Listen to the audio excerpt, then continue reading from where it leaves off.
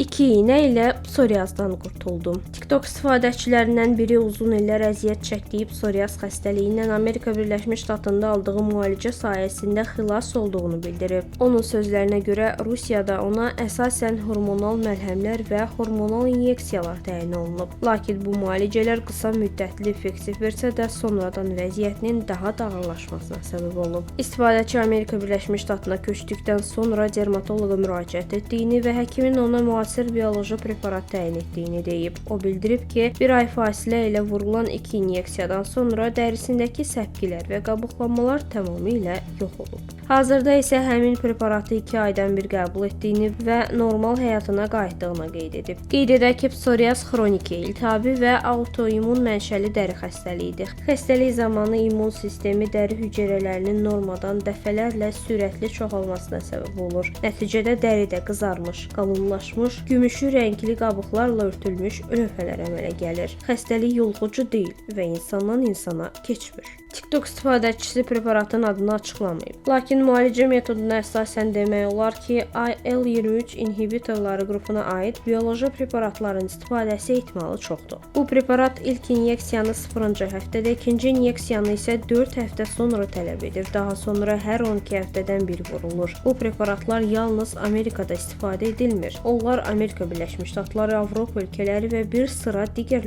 dövlətlərdə də təsdiqlənib. Lakin yüksək qiymətləri və məhdud əlçatanlıqları səbəbilə bəzi ölkələrdə xəstələr bu müalicəyə daha gec çıxış əldə edir. Vacib məqam isə odur ki, bu preparatlar psoriazı tam sağaltmır. Onlar xəstəliyi nəzarət altına alır və bir çox xəstədə dərini tam və ya demək olar ki, tam təmizləyə bilmir.